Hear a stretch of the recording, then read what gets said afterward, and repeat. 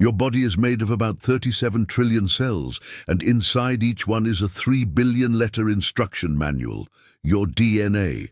It's the source code for, well, you. And like any giant instruction manual, it's full of typos. Most are harmless, some are annoying, and a few are catastrophic. For decades we could only read those typos. We couldn't fix them. Until we found a tool that could, a pair of molecular scissors so precise, it's like giving a surgeon a magical find and replace function for life itself. This is CRISPR. If you're already hooked on the idea of editing reality, do us a solid and hit the like button. So where did we find this miracle tool? In a high-tech government lab? A secret billionaire's moon base? Nope. We found it in yogurt. For billions of years, bacteria have been fighting a microscopic war against viruses. Viruses are basically tiny, evil flash drives that inject their own code into a bacterium, hijacking it to make more viruses. It's a hostile takeover at a cellular level. But some bacteria evolved a defense system, a genetic memory card. When they survive an attack, they snip a piece of the virus's DNA and store it in their own genetic code in a special section called CRISPR.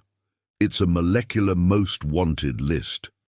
Now, the bacterium makes a protein sidekick called Cas9.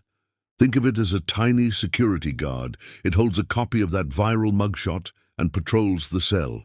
If that virus ever shows up again, the Cas9 guard finds the matching code, latches on, and snip.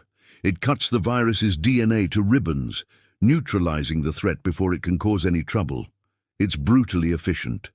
And for a while it was just a weird bacterial quirk, until a few scientists realized we could reprogram it.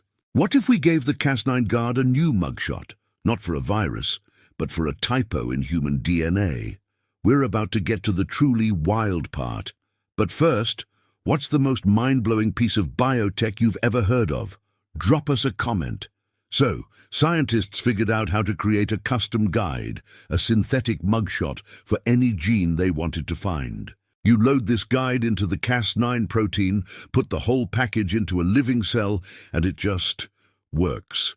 It will hunt through 3 billion letters of code to find the one specific sequence you told it to look for. And then, snip. It makes a clean break in the DNA. And that's where the magic happens. A cell's first instinct when its DNA breaks is to panic and fix it. We can hijack that repair process. We can either let the cell patch the break, disabling the gene, or we can provide a new corrected piece of DNA for the cell to use as a template. The implications are staggering. We're already using it. Scientists have edited mosquitoes to stop them from carrying malaria. They've removed HIV from the DNA of mice. Human trials are underway to fix the typo that causes sickle-cell anemia. But here's the twist.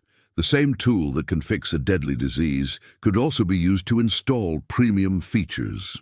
Editing the cells of a living person is one thing, but editing an embryo, making changes that will be passed down for generations forever, that's a whole different level of playing God. Where do we draw the line between fixing a bug and a controversial upgrade? We are the first generation of humans to hold this power. We have the source code. The question is no longer can we edit our species, but should we?